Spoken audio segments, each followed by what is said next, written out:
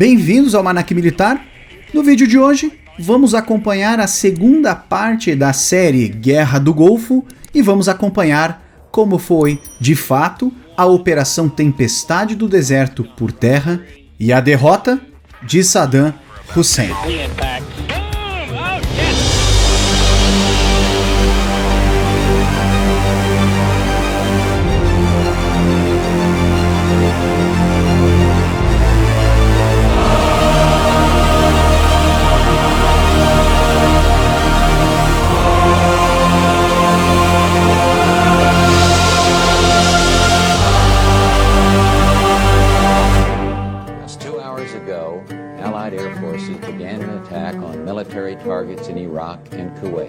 No dia 23 de fevereiro de 1991, o Grupo de Operações Especiais do Exército dos Estados Unidos entrou em território iraquiano por meio de helicópteros.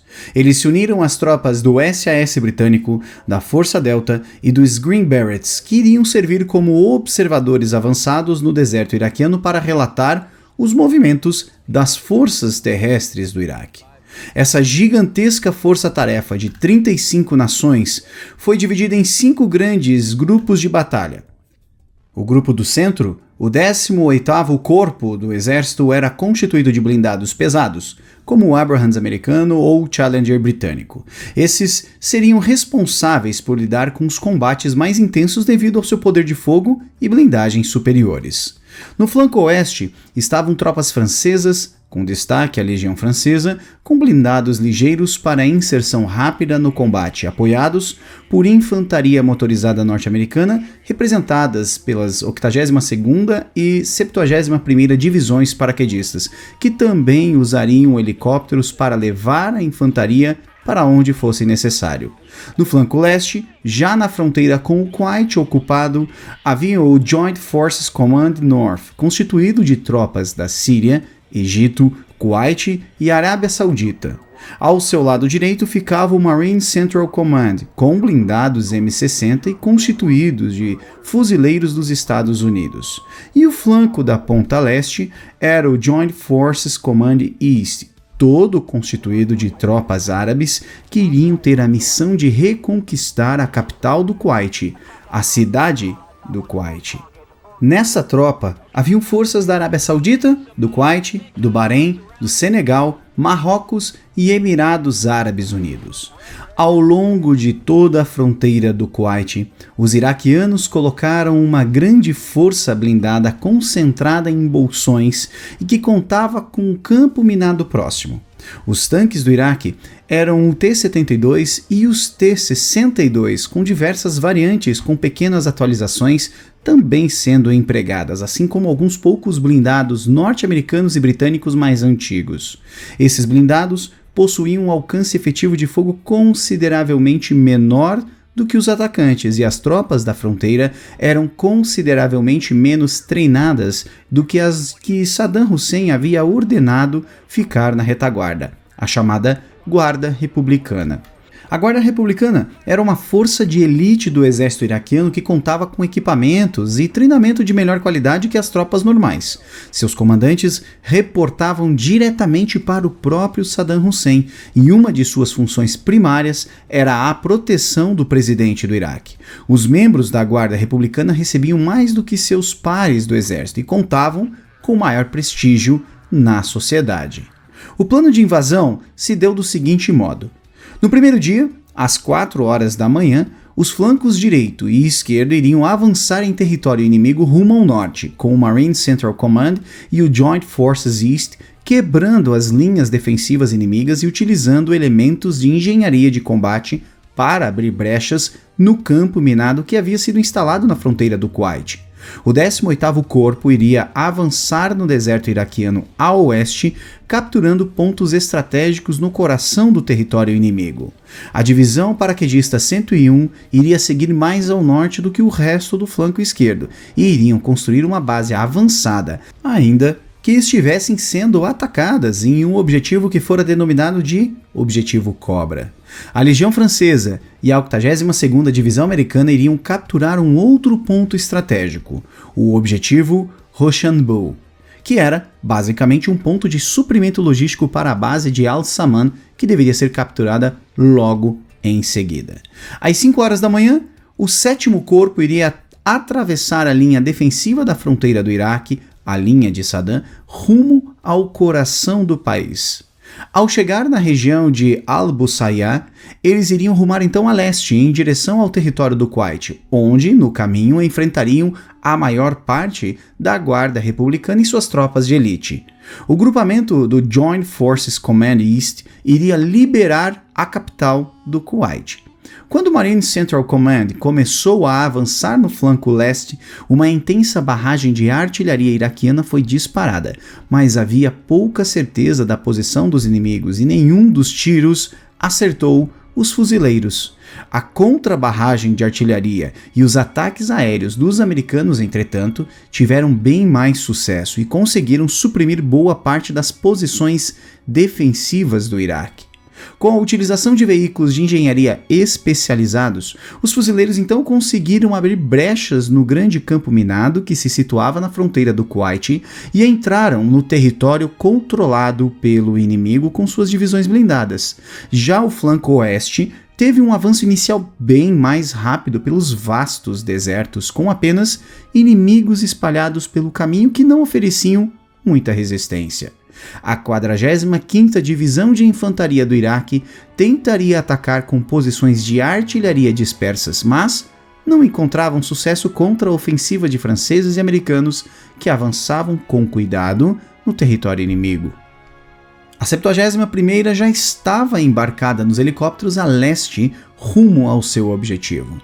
Durante todo o ataque, o apoio aéreo de todas as nações ajudava a limpar o caminho para o máximo de eficiência na invasão.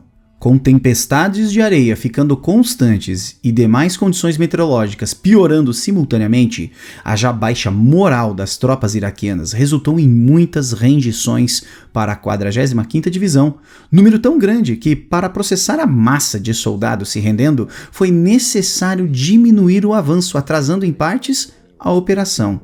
A 71ª Divisão aerotransportada, neste momento, chegava de helicópteros nas proximidades do objetivo Cobra, com infantaria, artilharia e veículos Humvee com mísseis TOW anti-tanque, tudo isso com suporte de aviões e helicópteros de ataque Apache.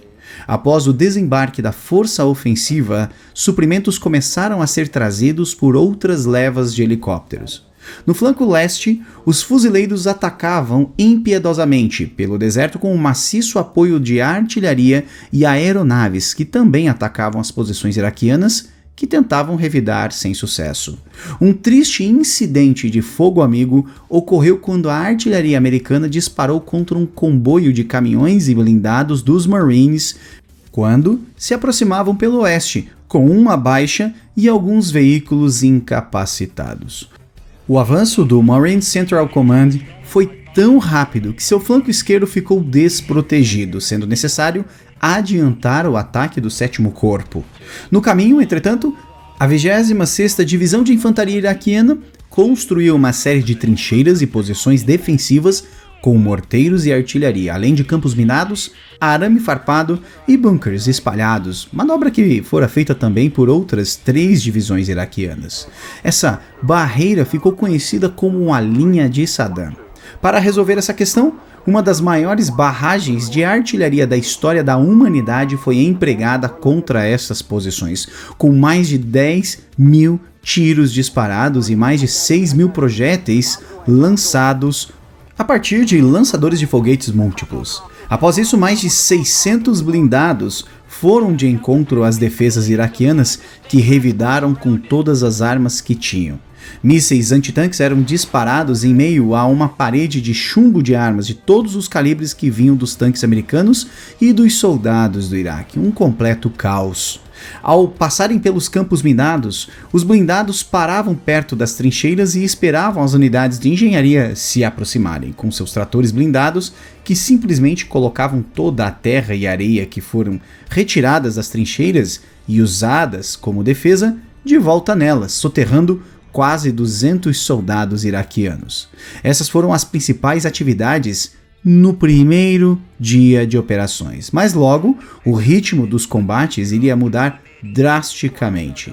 No segundo dia, as forças francesas se preparavam para conquistar a base aérea de Al-Salman, e a 71ª americana terminava sua base de operações avançada e iria avançar para a rodovia 8, por onde os suprimentos da capital iraquiana, Bagdá, eram enviados para as tropas que ocupavam o Kuwait. O 7º Corpo estava sendo pressionado a aumentar o seu passo, uma vez que eles estavam atrasados com relação ao resto dos grupos de ataque pelos avanços mais rápidos dos outros e do combate com a linha de Saddam no dia anterior. A ideia era agrupar as forças do sentido sul até o norte, perto da rodovia 8, de onde partiriam em seguida para a direção leste para enfrentar com a máxima eficiência das unidades do 7º Corpo toda a lendária Guarda Republicana do Iraque que estava no território do Kuwait e que tentasse fugir. O avanço das forças francesas no oeste continuava conciso, com combates mais intensos sendo apenas esporádicos e o uso dos helicópteros Gazelle com mísseis antitanque e canhões de 20mm sendo sempre uma presença nas ofensivas contra as posições iraquianas. No flanco leste, os Marines americanos haviam colocado um posto de comando próximo a uma região de extração de petróleo que haviam sido incendiadas, e a fumaça, além da geografia local, parecia fazer com que o local fosse seguro. Mas, subitamente, durante a manhã, que contava com um espesso nevoeiro, tanques T-75 avançavam diretamente sobre a posição americana. Atirando impiedosamente contra as barracas do comando com fogo de metralhadora, os blindados atiravam com tudo o que podiam contra os Marines. Os iraquianos não conseguiram acertar ninguém neste ataque, mas continuavam a atacar os agora entrincheirados e isolados fuzileiros. Utilizando mísseis portáteis antitanque, os Marines destruíram alguns blindados inimigos, enquanto esperavam por reforços de tanques M60 que estavam a caminho, junto com o apoio também da aviação, que iria destruir mais de 100 tanques iraquianos ao final daquele combate. Isso era o sinal de que o Iraque estava contra-atacando. Manobras similares foram vistas ao longo da linha de frente. O primeiro comando de fuzileiros instalado mais ao norte viu um inimigo ainda mais organizado e numeroso se aproximando com o apoio de artilharia, o que resultou em um perigo real de destruição das forças americanas da região. Veículos de transporte leves iraquianos desembarcaram infantaria perto do posto de comando, apoiados por blindados iraquianos de todos os tipos.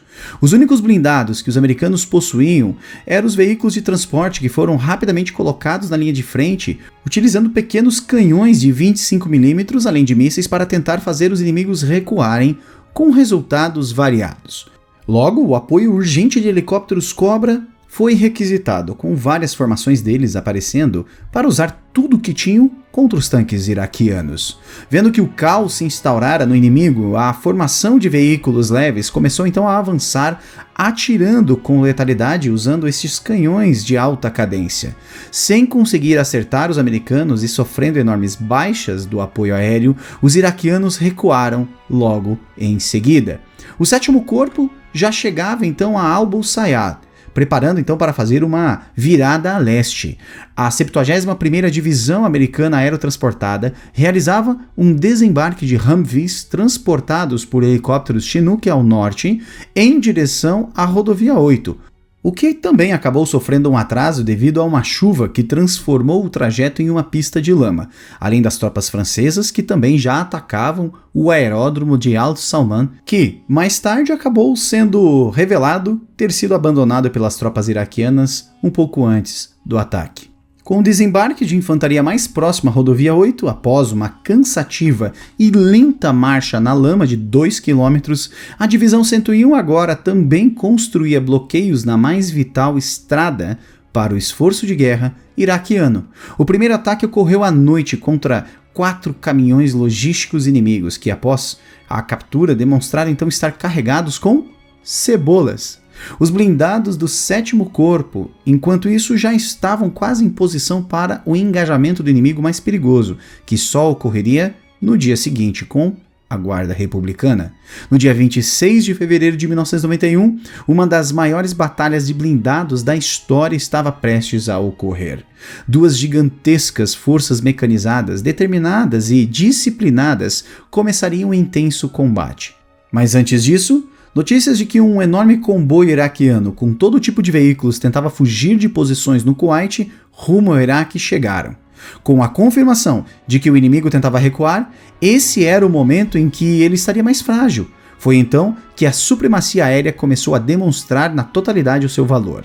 Não eram dezenas nem centenas de veículos que foram destruídos durante 48 horas de ataque incessante vindo de todo tipo de aeronave disponível. Foram na casa dos milhares as baixas de tanques e de pessoal registrados neste ponto de enforcamento das tropas iraquianas, a Estrada 80, que mais tarde seria conhecida como a Rodovia da Morte. Uma parte do 7º Corpo, que rumava então em direção a leste, na parte mais ao sul da linha de batalha do grupo, encontrou um grande grupo de inimigos. O grupamento do 7º Corpo, constituído principalmente pelas forças britânicas, empregando os tanques Challenger 1, havia se deparado com as forças iraquianas em posições defensivas, só que na direção errada. Os iraquianos estavam voltados ao sul e o ataque havia chegado do oeste. Ainda que pegos desprevenidos, as forças do Iraque lutaram bravamente, se reposicionando constantemente e atirando com tudo o que tinham. Mas a superioridade dos equipamentos e táticas das forças da Operação Tempestade do Deserto se mostraram um grande obstáculo para serem então vencidos. Mas ao norte do conflito, uma outra força iraquiana que também estava virada para o sul observava em partes a sangrenta batalha que se desenrolava, quando também foi atacada por forças do 7º Corpo vindas do oeste, além de também terem sido atacadas pelo norte por veículos britânicos que agora flanqueavam a sua retaguarda. Durante os combates, aeronaves A-10 americanas realizavam um incidente de fogo amigo contra 2 blindados aliados, resultando em 9 mortos. Ainda mais ao norte, outro grupamento constituído por 4 divisões americanas que operavam grupos ligeiros com os veículos Bradley e unidades pesadas com veículos de transporte, além de Abrams, estava no meio de uma intensa tempestade de areia que limitou em grande quantidade o alcance da visão da tropa. Uma parte desta tropa foi enviada então para avançar com cuidado no deserto em direção ao leste, onde a inteligência havia confirmado posições de tanques horas antes, quando o clima estava melhor. Encontrando esporádicas posições de blindados inimigos no caminho, logo a tempestade começou a diminuir de intensidade e uma visão aterrorizante se prostrava na frente do grupo blindado americano. 9 Abrams e 13 Bradleys agora enfrentariam 94 blindados iraquianos em posições defensivas, auxiliados por 200 homens de infantaria. Não havia como recuar. O jeito era peitar literalmente o inimigo de frente. Cada vez mais se aproximando uns dos outros, as tropas do Iraque e dos Estados Unidos atiravam praticamente a queima-roupa para os padrões de um combate de blindados. Mas o fato era que os americanos tinham miras infravermelhas e possibilitava então uma melhor captação dos seus alvos e sua subsequente destruição, ao contrário dos iraquianos que utilizavam miras óticas simples. Destruindo tanques que apareciam à sua frente nos seus flancos ou posicionados em trincheiras, o pequeno grupo de blindados americanos não parou até passar pelo chamado 73 Easting, o limite que fora então estabelecido para o seu avanço. Ao interromperem o seu deslocamento e contarem as baixas, os norte-americanos constataram que não haviam tido nenhuma, nem mesmo um veículo danificado. Já os iraquianos, entretanto, haviam perdido todos os veículos envolvidos na batalha. Pelas próximas horas, essas forças que haviam chegado ao local, chamado 73 Easting, iriam continuar a repelir tentativas de reforço inimigo até que fosse então substituída no combate por forças que aguardavam na retaguarda. O caos decorrente desses embates e da pressão dos britânicos mais ao sul fez com que mais unidades iraquianas tentassem escapar, encontrando no caminho mais forças da Operação Tempestade do Deserto, gerando um combate em linha de frente no sentido norte e sul de proporções épicas, o maior desde então a Segunda Guerra Mundial. Os combates iriam seguir até a noite entre diversas unidades da linha de frente. No quarto dia de invasão do Iraque, no dia 27 de fevereiro, durante uma noite de contínuos combates, uma brigada da Guarda Republicana engajou contra a primeira divisão blindada americana com artilharia, ferindo um grande número de soldados americanos. Este ataque iraquiano fora feito utilizando veículos leves e ágeis para dar mais tempo à divisão Medina, da Guarda Republicana, para consolidarem suas defesas. Com o uso massivo de apoio aéreo que utilizava a visão noturna, junto com ataques de foguetes múltiplos com munição especializada na destruição de veículos leves, a força de ataque iraquiana fora rapidamente neutralizada com inúmeras baixas. As tropas do Iraque que fugiam do Kuwait antes de serem destruídas na Estrada da Morte, incendiavam os poços de petróleo da região, formando grandes nuvens negras em que a fumaça resultante do óleo queimado podia causar grandes danos à saúde caso entrasse em contato com a pele ou fosse respirada. Ao norte, na Estrada 8, uma parte da Guarda Republicana tentou recuar, pensando que era improvável qualquer unidade blindada chegar na região devido ao terreno. Mas além das tropas da Divisão 101 que estavam lá há 2 dias, a 24ª Divisão de Infantaria Americana acabara de chegar com veículos leves Bradley que se posicionaram no alto do terreno. 100 veículos inimigos que tentavam escapar da massa blindada vinda do sul foram aniquiladas na Estrada 8 nos combates que se seguiram. No flanco leste, a Joint Forces Command North avançava pesadamente, ainda que enfrentando intensos combates. Esse era o grupo que contava com as forças da Arábia Saudita, do Egito, da Síria e do Kuwait, e que se mostravam extremamente dispostos a derrotar o inimigo e se juntar ao resto das forças para tomar a capital do Kuwait. Os Marines americanos foram os primeiros a chegar na cidade do Kuwait, onde tomaram então o aeroporto que já se encontrava destruído e vazio. Os americanos, então, seguraram seu avanço para deixar as forças do Kuwait das Arab Forces no flanco extremo leste serem as primeiras a chegar e a liberar a sua própria capital, dando um grande impulso moral a todos os cidadãos do seu país. O resto das forças do 7º Corpo no centro do teatro de operações e a noroeste da capital kuwaitiana enfrentavam um dos últimos grupos organizados da Guarda Republicana que protegia diversos centros logísticos de suprimentos para as operações de ocupação do Kuwait. Com ataques aéreos ininterruptos e grandes formações blindadas engajadas no combate de longa distância, a divisão Medina não conseguiu manejar suas forças em uma defesa decente. Ao sul, outro grupamento iraquiano havia se posicionado após uma elevação do terreno para atirar nos tanques inimigos assim que saíssem dela. Entretanto, um erro de cálculo fez com que consolidasse suas posições defensivas muito longe da elevação. Então, quando os americanos chegaram, não podiam ser destruídos pelos iraquianos, pois seus canhões não tinham alcance o suficiente. O flanco da divisão Medina foi atacado incessantemente durante 2 horas, com todo tipo de veículo tendo participado daquela carnificina. Abrams, Bradleys, Apaches, aviões A-10, Warthogs e muitos outros. 186 blindados inimigos foram aniquilados ao final daquela carnificina. Um incidente inusitado foi quando o comandante do 7º Corpo estava em um helicóptero Black Hawk indo visitar outro comandante quando o piloto se perdeu e acabou sobrevoando exatamente as posições iraquianas que eram bombardeadas de todos os modos possíveis. Assim que percebeu o que ocorrera, o piloto rumou diretamente para as linhas aliadas, que por muita sorte não identificaram o helicóptero incorretamente como pertencente a uma unidade inimiga. A batalha nesse local ficou conhecida como a Batalha da Colina Medina, devido ao enorme número de baixas iraquianas e a significância, então, estratégica. O estrago nas tropas iraquianas foi significativo e agora todas que haviam sobrado tentavam recuar, principalmente das regiões da costa leste, ao norte da capital e também em áreas adjacentes à rodovia número 8. No início, a escaramuça dessas tropas com ataques aéreos foi muito efetiva, mas matar inimigos que já não conseguem e não querem lutar é um ato que desmotiva a tropa e é considerado moralmente errado. Por isso, a frequência dos ataques aliados a tropas iraquianas diminuiu.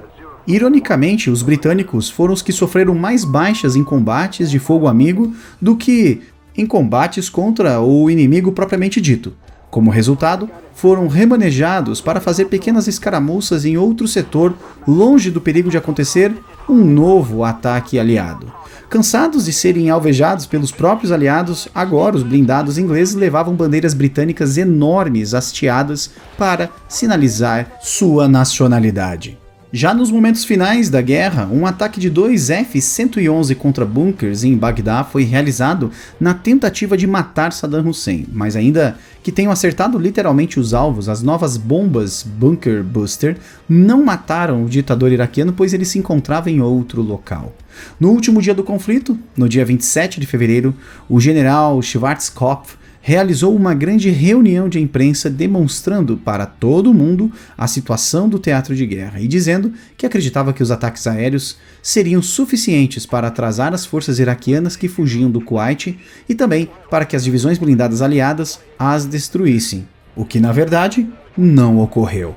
O resto da guarda republicana e de unidades que sobreviveram aos combates retornaram ao território ainda controlado pelo Iraque. Às 8 da manhã, a ordem de cessar-fogo foi enviada a todas as forças da Operação Tempestade do Deserto.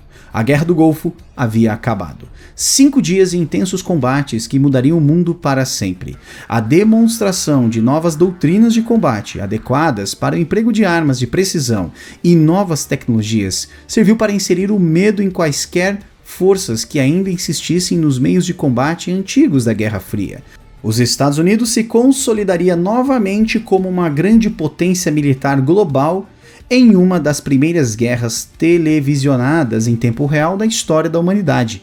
Ironicamente, ao sair ileso desta invasão ao seu país, Saddam Hussein se mantém no poder até 2003, quando uma nova invasão ao Iraque irá ocorrer. Mas este é um assunto para um outro vídeo.